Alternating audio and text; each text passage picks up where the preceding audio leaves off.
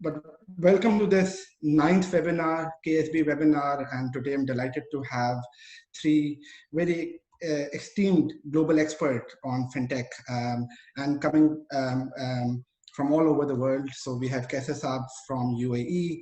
He's a fintech influencer. He spent 40 years in financial services with over 20 at the World Bank Group. He's considered to be an expert in digital transformation, fintech, capital raising for startups, and all of the subjects which we are going to talk about. We have Yuval from SafeCharge. He's the managing director and head of acquiring of SafeCharge. He's based in Sofia. And Yuval is him, a friend. And Karim, Ahmad, who's the chief product officer of Paysafe. He's based out of London. Prior to that, he was at TSYS, a very large US company.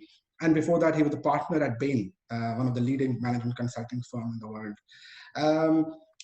The premise, this recording of this webinar will be available on KASB's website, which is ksb.blog. And you can follow our research by downloading the Ktrade app. And we will also share the recording of this on our LinkedIn and Facebook pages. So people who join later can follow that. The reason why I wanted to reach out to you guys and get you on this panel was that fintech is a very hot topic in Pakistan. There has been a lot of interest for a while in line with what's happening in the rest of the world. But I think post-COVID, it has almost become a necessity. And there's a realization that adoption of technology is a necessity for making the financial system work. And given that level of interest, what we do see is that there are a lot of events, webinars, conferences in Pakistan, but I felt that most of it was the participants were very early stage companies. So people who have raised $1 or $2 million and small businesses which have just startups. So I thought that if you don't have global viewpoint and global exposure on this, you'll struggle to understand what the nuisance is and what the industry is all about. Just to put in perspective, for especially for our speakers here who might not be familiar with Pakistan that much, the e-commerce volumes in total in Pakistan are less than $1 billion. They are growing very quickly, especially because mobile phone penetration is increasing. So right now we have 60 million people who have access to mobile phones, and it's growing by 1 million per month. But e-commerce volumes are still very low. So it's less than 1 billion, and I think SafeCharge and Paysafe, I think for both of you, your volumes are in excess of 15 billion for the sake of SafeCharge, and I'm sure it would be something of multiple of that for Paysafe. So it's a small market, but it's growing, and the regulator is very keen to promote it because there's a realization that fintech is extremely important. So I thought I'll get people who have global exposure to talk about these topics. So Yuval, I'll start with you. Would be great if you can briefly tell us about SafeCharge's journey. And SafeCharge was listed on London Stock Exchange. It got acquired for $1 billion Canadian by Nuvei. So what is Nuvei SafeCharge? How much volumes do you do? What's your global footprint? So just so that what's your total revenue, if you can tell that, just so that people can get into context, what's the kind of scale we are talking about here. Absolutely. So a little bit of background on SafeCharge. We established the business in 2007 with offices across Europe, with Cyprus, Sofia, where I'm based, London, Amsterdam, Milan, and more. Up till 2012, we were mainly a gateway and risk management provider connecting between merchants out there across EU with the respectable acquiring bank such as WorldPay and Barclays and AIB and Elavon and many more. We have more than 35 of those in our network only in Europe and much more than that across the globe. And up till 2012, we were basically mainly focusing on that.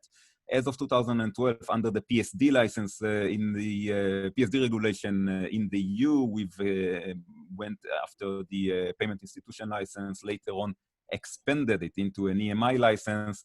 And with that, we've basically approached Visa, MasterCard, and all the rest of the card schemes, China UnionPay, American Express, JCB Discover, with the principal membership. once this was achieved after a long due diligence process, we basically maintained our proposition as a gateway and risk management provider, but also enhanced it into acquiring capabilities. You rightfully said up till in 2013, we've listed the business in London Stock Exchange, and a year ago, more or less, we've been acquired by Nuvei, Canadian corporation that very much compelling to the SafeCharge proposition. SafeCharge was all about digital, e-commerce, large corporate merchants. Nuvei was a lot about point of sale, North America. So altogether, the two companies together, suddenly we are enjoying from a significant growth, not only by proposition, where suddenly we can offer point of sale and omni and e-com, but also North America with Europe, with LATAM, with APAC, covering the global. I cannot really detail the direct numbers as we are private, but I can definitely agree with the fact that we in excess of the numbers that you just mentioned. SafeCharge has went in the last couple of years into significant growth process, organically and non-organically.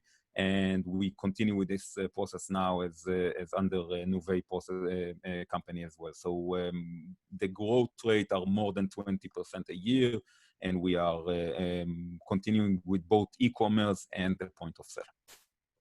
Thank you for that, Yuval, and I'll add on something which you missed, which is that SafeCharge is also was the first to bring WeChat payments to Europe, and you introduced that to Camden market. Cool. You have a global footprint from Hong Kong to the US, and in the US, acquirers such as JP Morgan Chase is your acquiring partner. So more than 14 different offices from Shenzhen, Hong Kong, and Singapore in the east, all the way to North America, Montreal, Phoenix, and New York, throughout entire Europe, where we are covering both in terms of acquiring capabilities, alternative payment options such as WeChat and Alipay, but not only. We are also a very proud connector to Paysafe and their payment methods and many more, PayPal.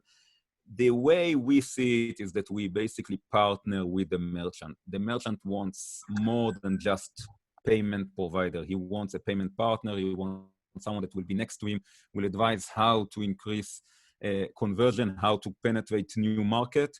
And this is what we are standing by. We are allowing, no matter where the merchant is targeting the user, we are enabling the user to pay with his own payment methods. Even Chinese that are coming into Europe, they would prefer to pay with WeChat and Alipay, as you mentioned, rather than any Visa or MasterCard card, unless it's in their preference. They will be able to transact as well.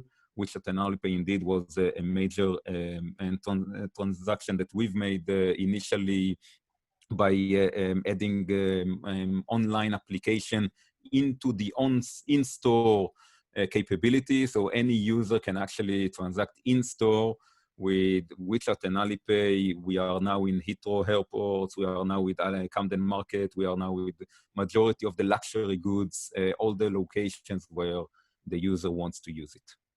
Great. Thank you, Yuval. And you mentioned Paysafe, so we'll move on to Karim. Karim, Paysafe also was a listed company on London Stock Exchange, got acquired for almost $3 billion, if I'm not mistaken, by Blackstone and CVC. And it was a great story on the capital markets, the way the stock moved from 50 million market cap company to a 3 billion market cap company.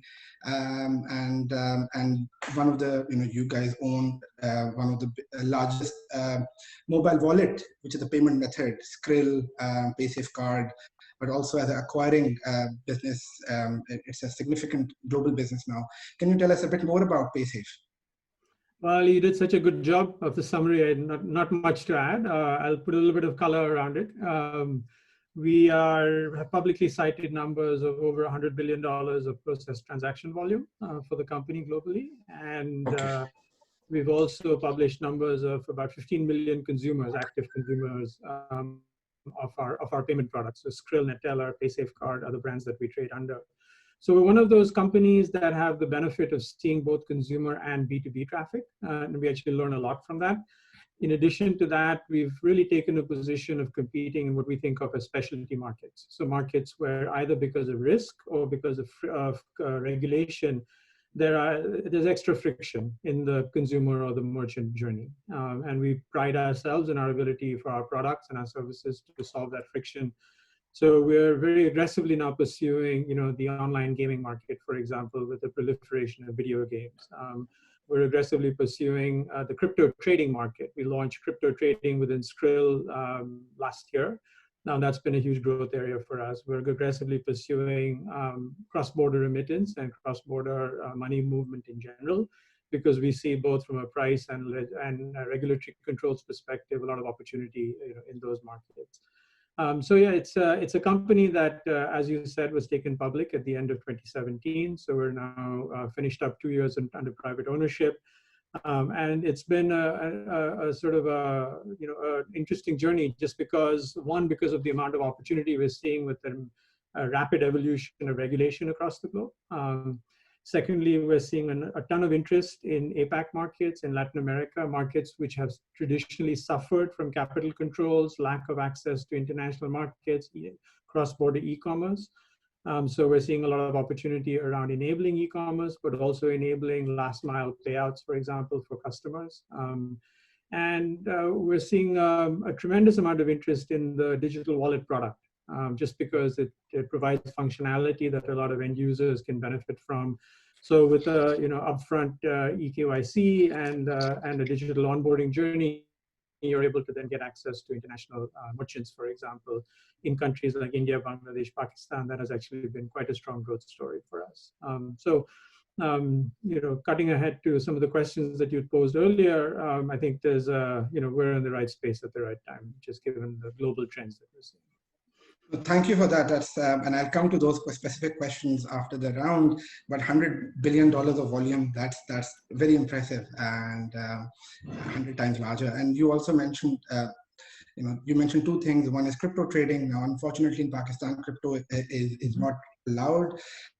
There are regulators on this call as well, but remittances is an area which is of very big importance for us. Pakistan is the 5th largest recipient of inflows. We get around $20 billion in remittances from the diaspora who lives, 15 million Pakistanis who live abroad. So that is certainly an area where there's a lot of desire of the government to do more. Kaiser, moving to you, it's difficult to do justice with your introduction because there's 40 years of experience, and I know you've been in senior positions. You've been presidents of, you've run a bank in Pakistan, focusing on SME. You worked for 20 years at IFC. Even I'm aware that you've spent time in Egypt and Moscow, covering markets in Eastern CIS countries. So it would be great if you can please give some background of your roles and your experiences, because I'm sure I cannot do justice to that.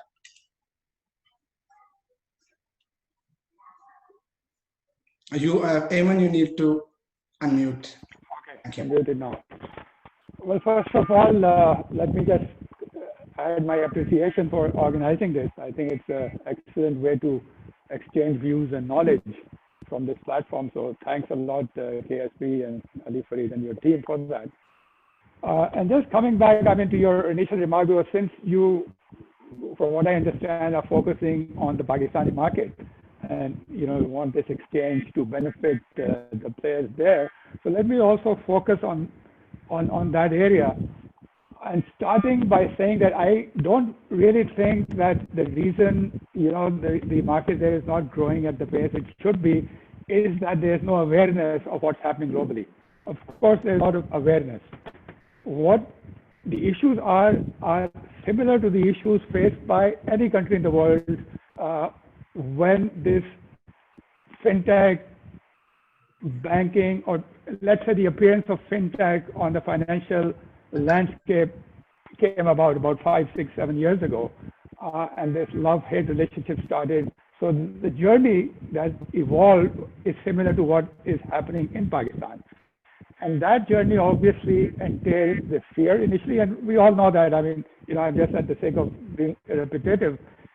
We had Fintech 1, when realizing that there was a gap in the financial services or banking services market, technology platforms appeared.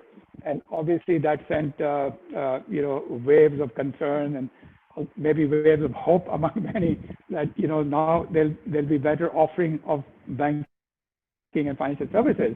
But the market was quick to realize that these small platforms on their own will not be able to reach out to where, the real pain points are in terms of the accessibility to both banking and financial services. And therefore, they would need to leverage existing, well, let's say databases or institutions which had those databases or relationships, and hence Fintech 2 was born. So this is the reason I'm saying that is just to show how this has evolved. And Fintech 2 was the realization by both the Fintechs and the large financial institutions, let's say the banks, that they need to work together. And the reason they need to do that is because one has the technology and the other has the depth of knowledge in terms of banking and finance, and also the data and the client relationships. So that's where we are today. Now, having said that, the other issue obviously in scaling of financial technology platforms is the regulatory framework that has to be wrapped around it. This is the financial sector, it's the banking sector, and we have regulators here attending. And it's a very delicate issue for regulators to be able to allow quicker access to services which one has to be very responsible in offering to clients, and if you talk about the general public. So this balance, and the other thing which I want to mention right here is regulatory frameworks are always catching up with innovation. So you will never have innovation in an environment where you have a perfect regulatory system. It doesn't happen. I mean, not just that, even, as the SME frameworks evolve, all that, you don't have that. So for a time, the fintechs will have to work in an unregulated environment. And the regulators need to keep an eye on how this unregulated platform is going to behave in terms of the way they offer services. So that has been a big setback for fintechs generally. So I'm not talking about payments or KYC, I'm just talking about the financial technology platforms.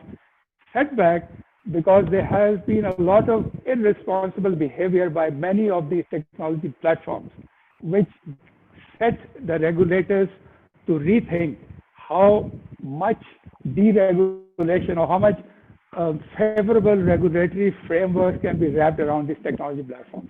So the onus is on both the innovators, the fintech platforms, and the regulators. The issue here is to find a happy medium.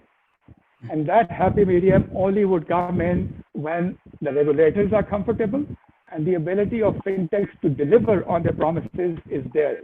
So it's not just customer experience, but it's the back end as well, which enhances that customer experience. So that we have not seen in many jurisdictions. So I'm not just talking about Pakistan right now. And the reason for that, again, I mean, I don't think we have enough time for the issue, but the major issue around all this, we talk about regulations, we talk about how the fintechs have evolved, but the other end is that even today, and I like to think that banks want to digitize. 3 years ago, they didn't want to. Today, I'm an optimist, they do want to. It's perhaps more of how can they leverage that technology. So the how part is still something which a lot of banks, not again only in Pakistan, also in many developed markets and certainly in developing, are struggling with. And the reason for that are manifold.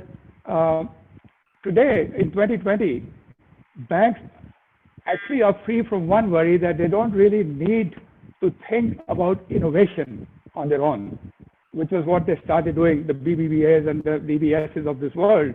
They had their own innovation centers. They had to innovate their technology platforms.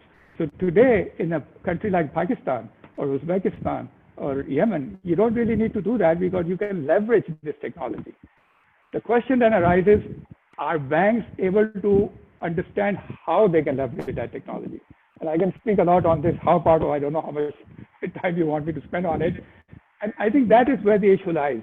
It's not the ability to innovate in Pakistan. Yes, I agree the environment the innovation handling ecosystem is not 100% there. Although we have now, innovation platforms even in Pakistan and incubators and stuff like that. But this again will evolve through sandboxes, through the regulators getting comfortable with offering transactions, with offering KYC solutions. So these things have to come up.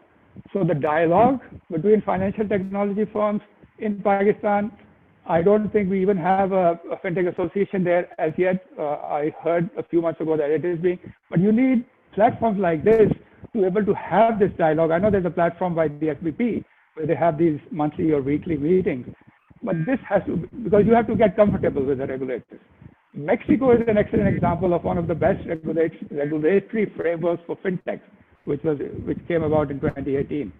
You spoke about, I just ended here, open banking, which was 2018 actually, early 2018 in the UK. So banks in the UK also struggled. This was the hub of fintech innovation, right? The UK, they were the first to embrace fintech and to create regulatory frameworks. And yet, when you had things like open banking, where banks had to share their data with third parties, so there was hesitation. And I don't know, I mean, Karim would know better how many banks even today in the European Union are non-compliant with what they had to be compliant with by I think, was it September 2018 or early 2019? So I just stop here. I mean, you can ask specific questions. So I think in this framework, this is where we need to start thinking that how these technology platforms can come about and how they can be leveraged properly, appropriately, and responsibly by financial institutions. No, thank you for setting that up really well. And as you said that, Yuval, moving to you, as Kasim said that fintech initially was seen as with suspicion by larger banks, but in the 2.0 stage, the cooperation started. And thirdly, what he pointed out was that the regulation is an issue because you almost have to allow in a perfectly regulated world, it cannot happen. And innovation cannot happen, almost by definition. And that reminds me of what we saw in Europe, that there were certain regions which were more, where the regulator was slightly more bureaucratic, but what was good was that there's certain jurisdictions which were more cooperative, and then London, UK being one, Cyprus being another. So what we saw was that a lot of fintech companies, they got the licenses out of those geographies, which were more favorable geographies, and they used those jurisdictions to do business all over Europe. So I suppose that helped Europe in solving that problem of how to deal with the regulator. And then the other regulators caught up. But from you, I would love to, because you have been in a journey where you started off as a small company, and now you're a multi-billion-dollar company, and you have operations all over the world, and you deal with regulators and banks. How have you seen their behavior change? And which are the geographies where the regulators are more comfortable and the banks are more comfortable with dealing with fintech? And why are they more comfortable? Is that because there were no bad actors over there, so their experiences are much better, or do you think there's something else which is different?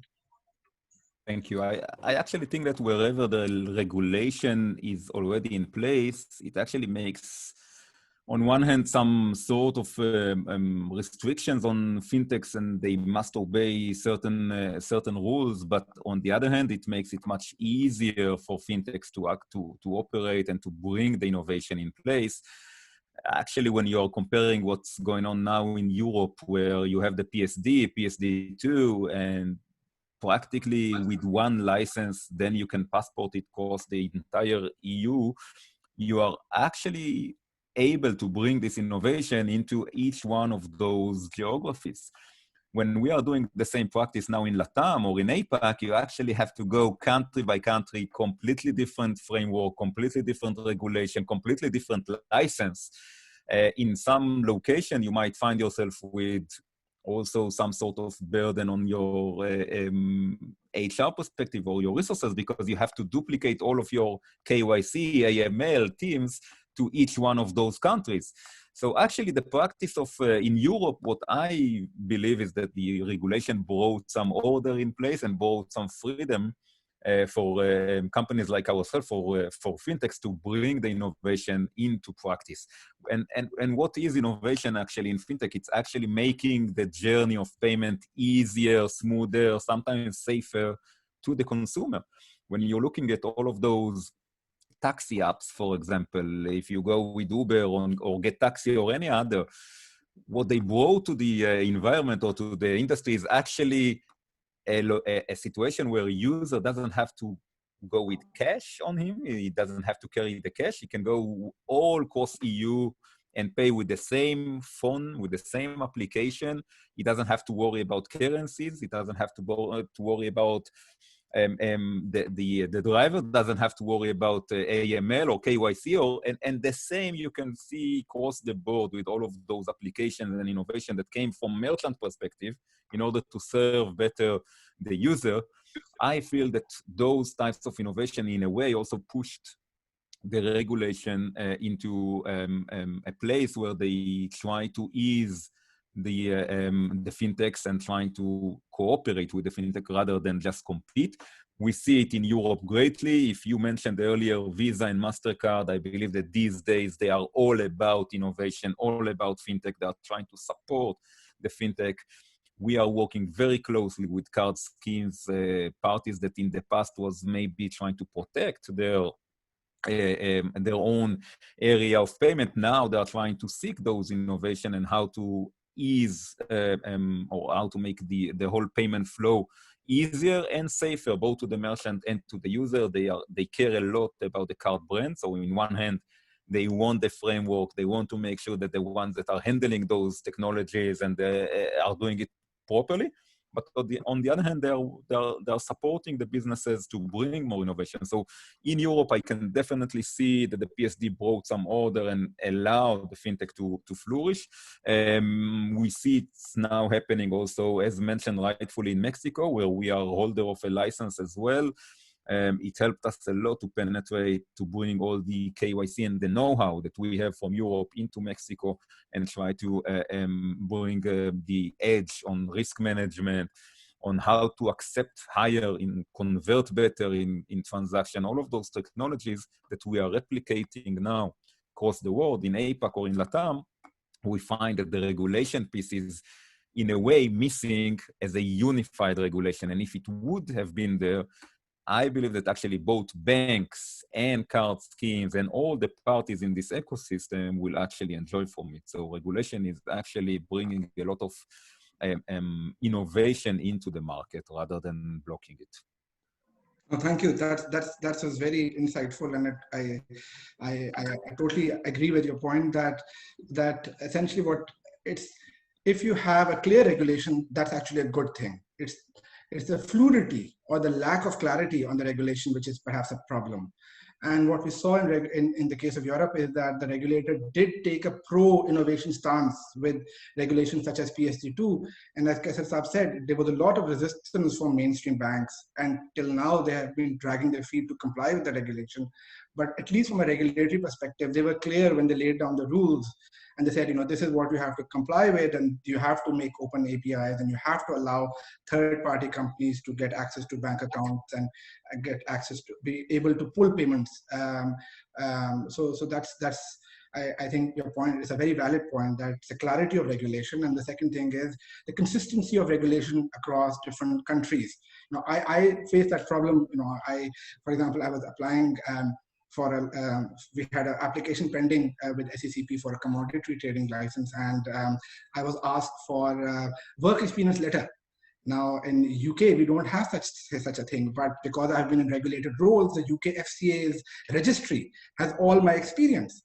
So I was saying to them that, guys, you can just look at this as the official registry of UK FCA, and you can see all my career and my roles, the starting dates and ending dates. So you don't need a work experience letter, but because their rule said work experience letter, they wanted a work experience letter. So I was thinking of reaching out to my old employers, including SafeCharge, for that letter. Karim, moving to you, you guys are directly involved in open banking and API, because with your wallets, you essentially are a alternative banking layer on top of banks.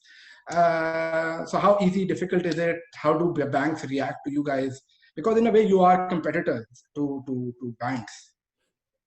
Yeah, no, you're right. We do compete, but we also partner, right? Because the banks provide us essential services like with any other, gateway or PSP. And so it is, maintaining that balance of those relationships. And as we expand geographically, we're obviously quite dependent on banks for the last mile, delivery of services.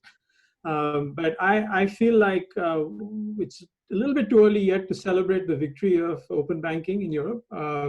We're trying very hard to use those APIs and turn them into something that resembles a normal customer experience, and that's proving to be quite difficult.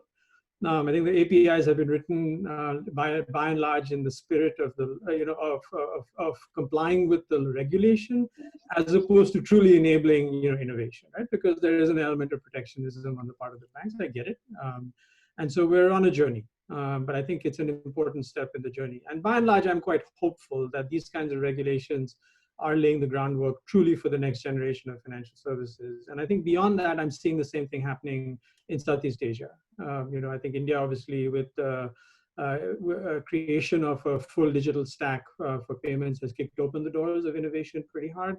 And based on our conversations with regulators, Pakistan, Bangladesh, Indonesia, Malaysia as well, right, we're seeing a lot of interest coming from that. And purely from the perspective of enabling commerce and enabling the citizens of the countries to have access to global markets, right? Like that is a net positive for Southeast Asia. It's a net positive for LATAM because you're actually participating in the global economy more fully. And so I'm hopeful that the regulation will continue to develop in a manner that facilitates innovation. Now, having said that, there's something to be said about regulation creating a bar that you have to get over if you're going to compete.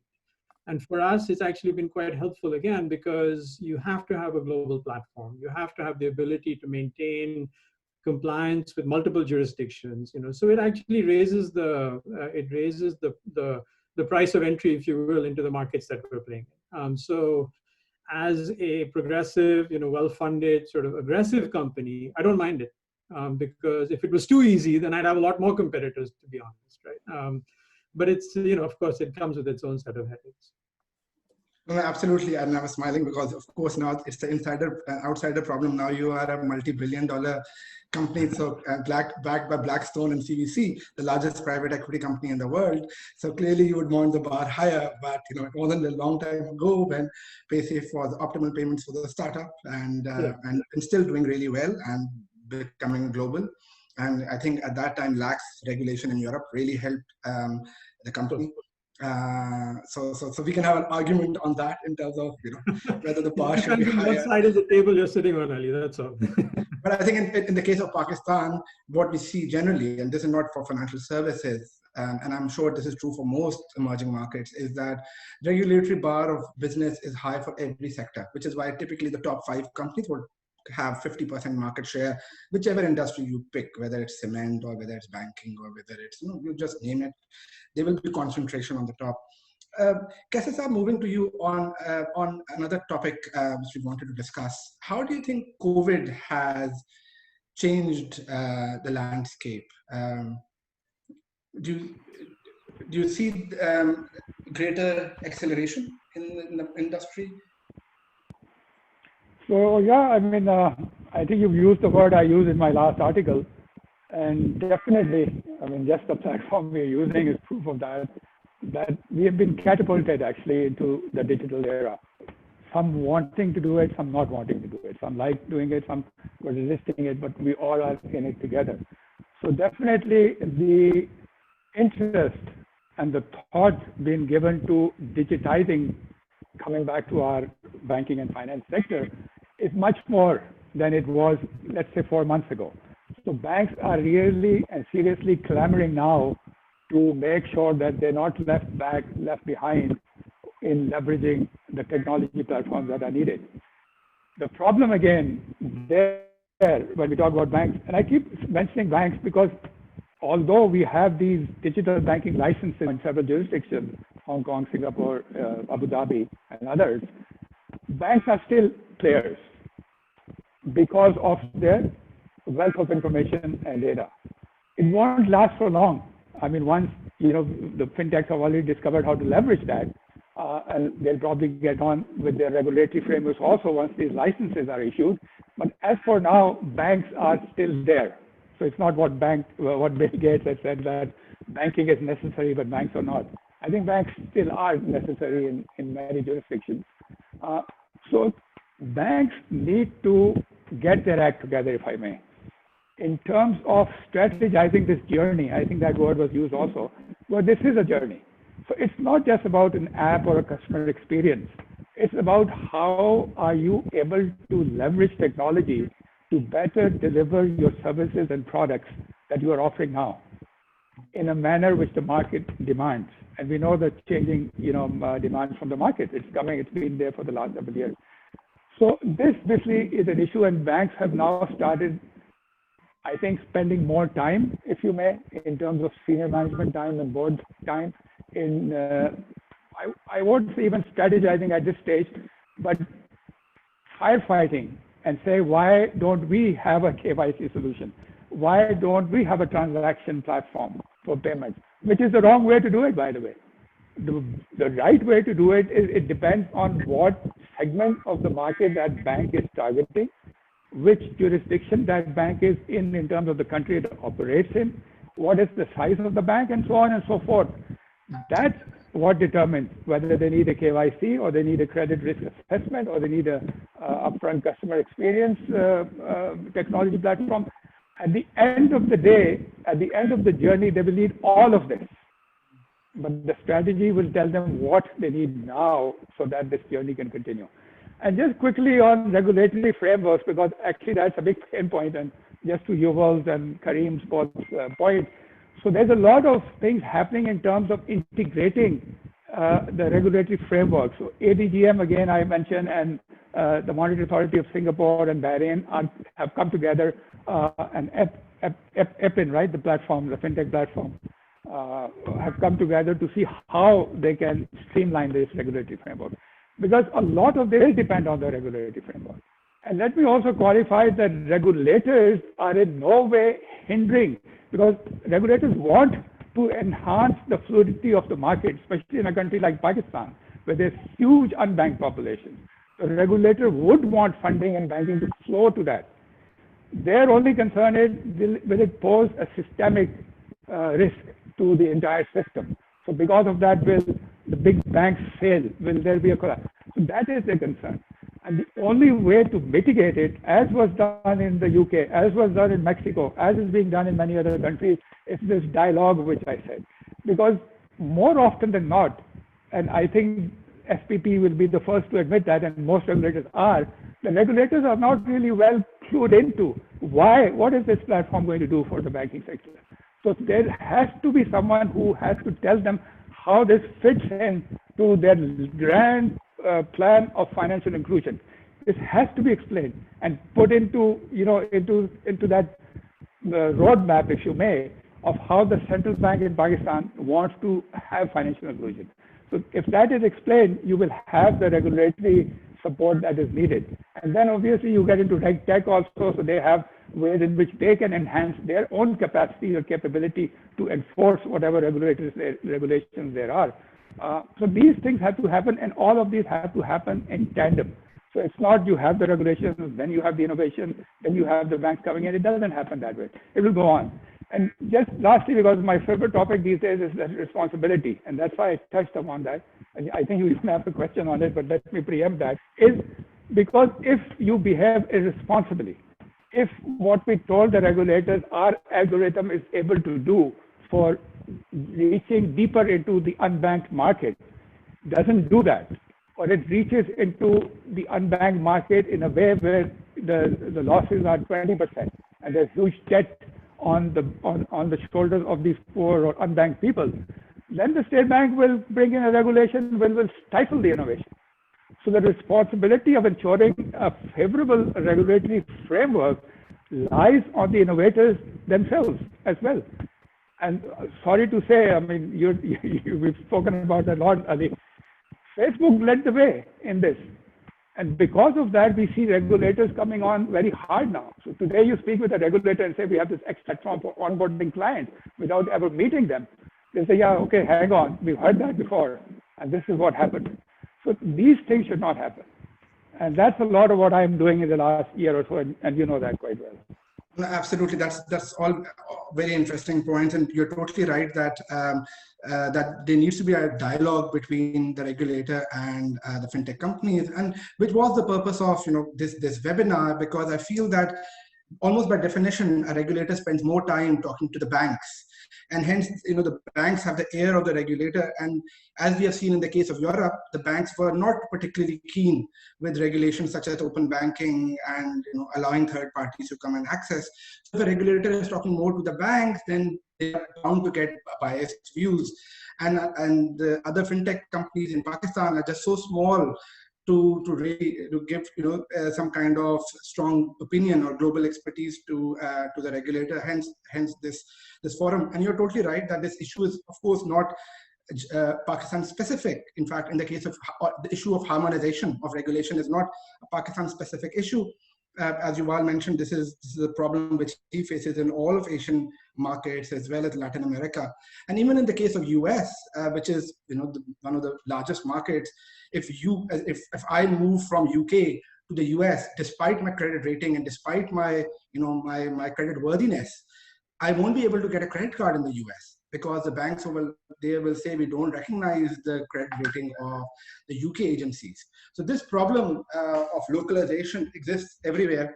And I think that's why fintech is so powerful, especially payments processing is so powerful, because payments were always global. They were always cross-border. That was the business of SafeCharge. That was the business of Paysafe for enabling cross-border payments. So Yuval, on that point of competing with banks and also working with banks, SafeCharge at one point, Barclays, for example, was your competitor, right? Because they also had a payment processing business. They also worked with you. How difficult was it to manage both the relationships where at one stage you're competing with them and on the other hand you're working with them? And you had the same relationship with Visa and MasterCard, because MasterCard owned DataCash and Visa owned CyberSource. So how did this change? How did they become friendlier and cooperative? So I think that in the industry, the word competition is the most frequently used. On one hand, you might be competing. On the other hand, you might be cooperating with banks, with card schemes across the board. I think that the concept has changed dramatically in the last couple of years. We've found, at least on our specific experience, we found a very nice ground of working together, both with the natural competitor versus the ones that you can cooperate with. Banks, if we can do the acquiring with them, and we maintain always a very agnostic approach also with our merchants, with a partnership collaboration, where if one of the merchants would like us to serve more as a technology partner rather than an acquiring, and connect to get our help to improve the connectivity, the risk management, the technology that connects into his own relationship with the card schemes or with one of the banks, we will definitely serve it. I think that this is a stage where the industry, especially the payment, the fintech, has reached to some sort of maturity that allows us to cooperate also with our competition. You will always find ways, if you want to do business together, you will always find ways to do it. I haven't noticed in the last couple of years a significant competitor that I cannot cooperate, or vice versa.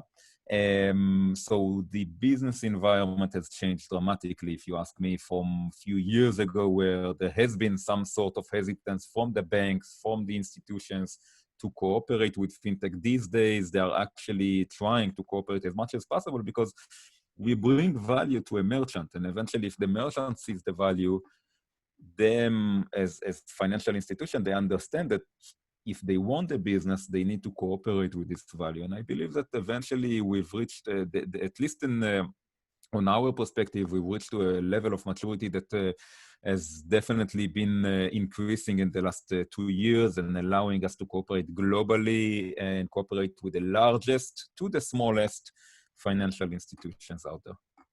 No, thank you. And that's, I think it links to what Kaiser Saab said, that banks are now realizing and specializing in their core expertise and focusing on that, and are willing to work with other companies on areas which are not central to that. And I think that was a key to the success of the companies such as Paysafe and SafeCharge, that for most European banks, let's take example of Barclays, most of their payment business were in-country business. So it was local business. When you go to Tesco and you buy groceries, that's the kind of business which was bread and butter for them. And cross-border was never their expertise. And as you guys know, that the tech for cross-border was very different. You needed to support multiple payment types, multiple currencies, multiple acquiring, different languages, call center support. And because you guys were able to build that tech expertise on doing cross-border in terms of risk management, in terms of conversion operations, you just went far ahead of the banks who understood that they cannot compete with you guys, so they had to cooperate. I think if I may add, I think it's more than just that. I think that the legacy financial institution that out there, they recognize that we bring additional value. If I link it to the COVID just for a second, what basically we were trying to help the point of sale, the smaller businesses suffered the greatest, right? And going out there and establishing an e-commerce site that will allow you to sell and to use the fact that now there is a social distancing and you cannot sell face-to-face is an issue that Barclays Bank or Visa or MasterCard will probably find difficulties in doing it very quickly and very efficiently. What we've done is we've brought the partners out there that created a platform for a quick onboarding, quick website enablement that took those small businesses that now cannot transact offline and allow them to transact online. And those types of cooperation are visible also from the financial institution. We bring some sort of a value that if we will not be, we as a fintech company, if we will not be there, it will be difficult for the businesses and for those financial institutions to serve. And I believe that there is a significant understanding that there is cooperation to be made here in order to contribute to the overall ecosystem. Great. So time to market has become critical, as you said, like because of COVID now, this is a necessity. Karim, final round of questions for everybody, and then we will open up for Q&A. Where do you see the opportunities in the market? And you can probably combine the COVID comment on it as well. Yeah, no, I think COVID's obviously accelerated this digitization trend.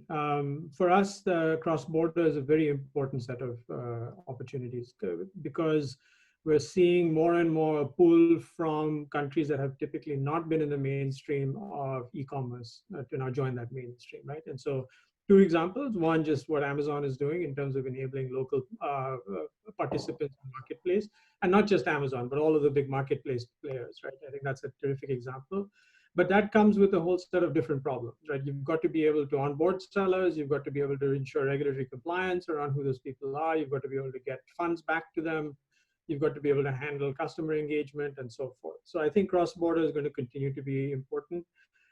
We have a lot of energy around digital ledger technologies and the implications of that for cross-border as an enabling technology. But we're also watching the progression of crypto and towards being a mainstream medium for value exchange, right? In a variety of use cases. Right now, it's largely around speculation, but I suspect that'll change. In the institutional world, is already changing. So I think that's the second one. The third one for us is RegTech. We see a huge opportunity to solve using a truly global sort of flexible platform, a lot of the regulatory and compliance challenges that both merchants face as well as consumers are facing. And so we're investing a huge amount in KYC, AML, PEP and sanction screening, blacklisting, safe listing, et cetera, to be able to meet the regulatory challenges in the different markets that we have footprint in, but also in order to ensure that we're not, we're not just protecting our business, but we're able to then eventually offer that as a service. So just to give you a flavor of some of the things that we're going after. Thank you. Kaiser Saab, your views on where do you see the opportunities, and Eamon, you'll have to unmute him. Okay, I'm unmuted. Yes. I am, right? Look, there's several opportunities. Let me start by saying that the payment space and transaction space is saturated. There are a lot of companies there. This was the low-hanging fruit, of course. I know it's a major stream of revenue for financial institutions, and that's why it was targeted. So moving from payments now, because we're looking at the entire ecosystem. And then also for countries like Pakistan and others like Pakistan, whose focus is mostly on financial inclusion. And that's the purpose of leveraging this technology, promoting entrepreneurship, helping small businesses. The opportunity lies, I think, going forward, is the ability to analyze the data sets that are available now because of these platforms, and getting insights from that, which is still not happening. In terms of the ability to assess credit risk, because I think just transactions is not enough. If you want to spur entrepreneurship, you need to get money out there, and you need to get the money out there at the right time and to the right type of people, which hasn't happened even by the SBA in the USA, surprisingly, and in many other jurisdictions, because a lot of what I've been doing in the last few months is actually talking to SMEs on how they can access these different relief packages. Not many have been able to access it. If technology was available to quickly provide insights into the type of borrowers or the type of SMEs, it would have been easier. So I think that's something which needs to happen, even based out of the transactions, and I'm sure they're already doing it with point of sales machines, and how do you derive data and analyze it and get the right insight. So I think that's where the emphasis is, the right insight. And the right insights depend on those algorithms, which don't have to be biased. So that's going to happen. Because of the supply chains disruption, I think I wrote about that also a few months ago. I think a lot of development is already happening, and I think the way forward on blockchain technology, how to enable these transactions, but mostly trade finance transactions using that platform. So I think that's the way forward. And again, coming back to financial inclusion, more platforms on KYC, and especially in countries like Pakistan, and again, there are a few others which have a national database of all citizens. I don't think that should be a big issue in terms of being able to plug their data in and making an assessment of the risk of onboarding someone. Because unless that's done, we're not going to capture a lot of small businesses into the formal net that everyone is hoping to do. And a very interesting project, I think at some other forum I speak about, in which I did in Serbia exactly for this, and that was reaching out to farmers for lending. So you have to be very specific. So machine learning, artificial intelligence for data processing, I think blockchain in terms of transactions, especially trade finance, is the way forward. And I think ZegTech, I also mentioned earlier, and I think it's a point well brought up, because capacity building of regulators and their ability to oversee the innovators and the users of this innovation is very important of how this will progress going forward. So again, I'll stop there. Thank you, Yuval. Moving to you, and also adding another angle to this answer, can you also highlight, in terms of opportunities, which geographies are you seeing the strongest growth in? Because you're global, so somebody mentioned Mexico earlier. Is that the best top opportunity you see, or which geographies are also the highest opportunity? So honestly, I think first of all, I will echo my colleagues, and I will completely agree on the KYC, on digitalizing your products and the businesses. So many opportunities out there, Ali. There is the InsurTech and the PropTech and industries that are now accelerating towards revolution, that are making their business digital, and it's across the board all over. In terms of geographies, for us at least in 2020, we see a major growth from LATAM and from APAC. But if you ask me, 2021, 2022, moving forward, we will invest a lot in Africa as well. We already see the demand. It's not only how to transact, how to collect payment, but also how to move money in and out from all of those jurisdictions. I think that for a merchant out there, again, linking it to the COVID or to any other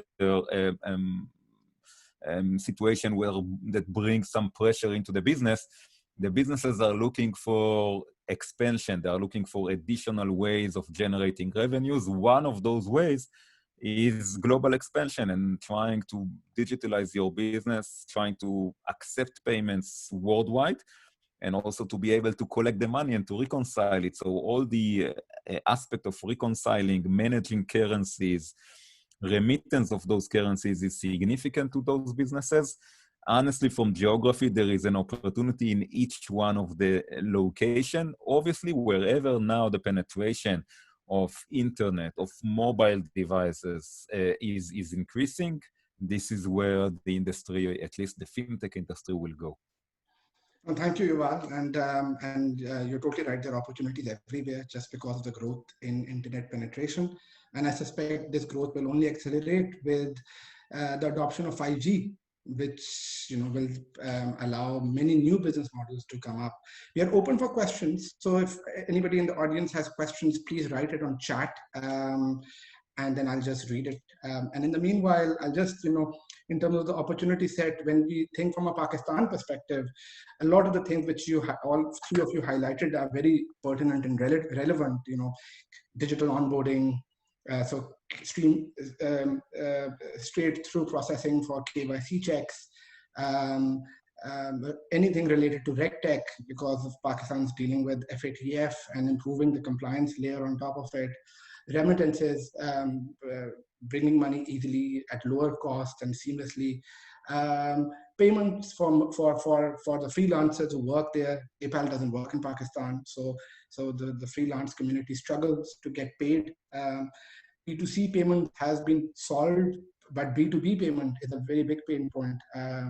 And I would have liked Hank Oberoi to be on this panel, but I thought it was too early for him because he's based in New York and it would have been 7 o'clock his time. So maybe that's a B2B payment, I think, is a big area which needs to be solved. So there are a lot of opportunities in the case of Pakistan. I'm not getting any questions right now, so I will just ask the first question. Karim and Kaiser, you mentioned about Mexico, and you said that it's doing a phenomenal job in terms of opening up and improving the regulation. Can you provide us some more color in terms of what are the good things which are happening over there, which might be an example for Pakistan? Well, I think Yuval can probably add more value there since he's operating there already. But they were, after a lot of deliberations with innovators and with thought leaders, they came up with regulatory frameworks for, I think it's called money operators, Yuval. Yes. Payment service companies or money operators. So that's what the license is about. And based on that license, they're able to do several things under a regulatory framework. And I let Yuval actually talk about it more because he's actually working in it. I had the opportunity to work on that when it was being drafted back in 2018 in LAC. But just quickly, since I'm on it, I just wanted to also mention one thing, that we are going to see a lot of consolidation of fintechs themselves also. So it's not a partnership of banks and fintechs, it's also going to be a lot of partnerships of fintechs themselves, because there are several, right? I mean, even in the areas I mentioned, there are several which are trying to evolve, and obviously not all of them will be successful. I think Yuval is absolutely right. To be successful, you need to be able to scale. And to be able to scale, you need to be able to have these relationships and the ability to leverage those relationships, which are all very important. No, absolutely. Consolidation. Consolidation is a big theme over here. It has been for the last decade. In the US, we have seen the creation of $40-50 billion market cap companies from consolidation. In Europe, in fact, both the companies on the panel have been created have seen and driven and have been created by consolidation. I mentioned earlier, Paysafe in 2013 was a 50 million market cap company. Now, probably when they list, it will probably be more than 10 billion. And it has been consolidated. It has, and similarly, SafeCharge. Now it's a global company out of Canada, backed by the Canadian Pension Fund, all driven by consolidation. So you're totally right, especially in the case of Pakistan. I think that's extremely important, that we see a lot of startups raising 1 million, 2 million, but until somebody comes and consolidates it, it won't be material for either for them, neither for their shareholders. So we have a question, and I'll move to that. That fintech may have the technological edge, but banks do hold the customer database. How would you like to see the collaboration coming between the banks and fintech? So we spoke about, all three of you spoke about that in terms of, banks having the customers and fintech having the tech. So the collaboration, the rules of collaboration on that, who drives that? The fintech, the banks? Any comments from? I can start just by saying that first of all, I believe that these days, and we see, I believe that Karim will be better explaining that than me, but we see also the user base already with the fintech in many of the cases, not all of them, but in many of the cases, especially in a case like Paysafe and many more. But more than that, I believe that even if the database or the user base is within the possession of the banks, they are still seeking good ways of monetizing it and using it properly and bringing the value to those users. And this is where the fintech are coming in. So the cooperation is still, and it doesn't matter who will hold the data, the cooperation is still needed if you want to bring a real value and not just maintain the industry as it used to be. Okay. Yeah, no, I would echo that, and I think it's less about sort of one disrupting the other or the other sort of in terms of fintech sort of taking over the world, or in fact banks blocking fintechs. I think the name of the game now, particularly in payments, is really opening up your platform and recognizing what your core business is that you want to serve, but also where a partnership can actually help you expand your business, right? So we're seeing a lot of banks, trying to get to more open platforms, and they're importing third-party products because they're just not as good as building them, right? So I think that in that partnership, you're serving the customer better, and you're creating more synergy between the participants of the partners. No, absolutely. I totally agree that data, as in everybody has data, and there are data brokers as well who aggregate it and sell it, and it's for pennies. So I think that those days of banks acting as gatekeepers of data are gone, because now they have realized that it generates no value unless it is monetized. And as Yuval said earlier, when we were discussing good, and he said, what's a good outcome? And the good outcome is making payments seamless for customers. So in the case of, if you take the UK, Revolut, you can open a bank account in Revolut with 24 clicks, and you need less than probably 2 clicks to make a transaction on it, versus a pain point to deal with my main bank account, which is HSBC. They've improved, but it's still a pain point. So banks have realized that competition will just drive customers to the better user experience if they don't change. So I think that realization is really important. And I think that realization has already come in the case of Europe. And we've already seen fintech companies become bigger than banks in terms of the volumes which they are processing.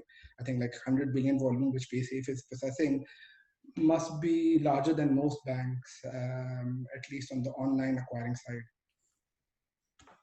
Yeah, no, I mean, I think it depends on which geography you're talking about, but and plus it's less about volume, right? It's about the depth of the relationship with the customer, because being a wholesale processor is also not an easy way to make a living any longer, right? Because you don't get paid.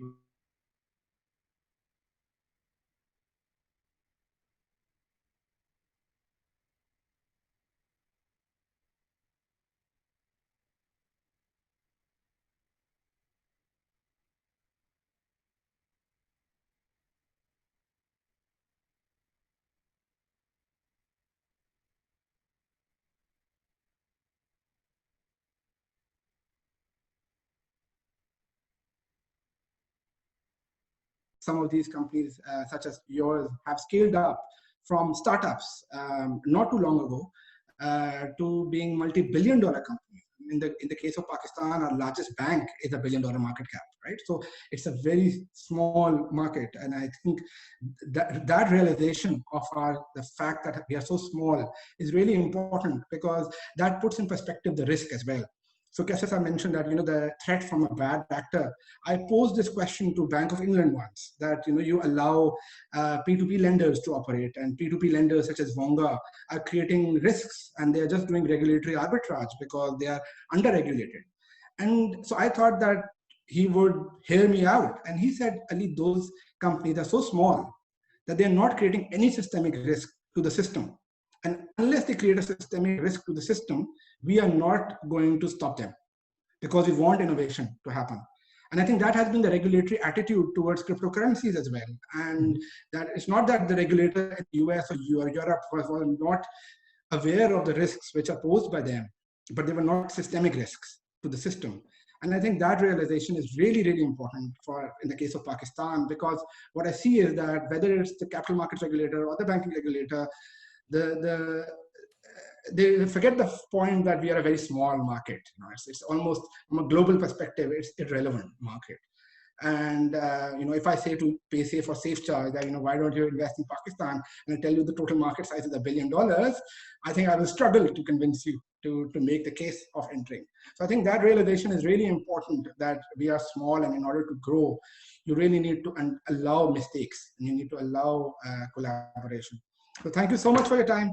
It was a pleasure. Have a good day. Thank you. And the recording will be available on KSB's website. Thank you. Thank you. Bye.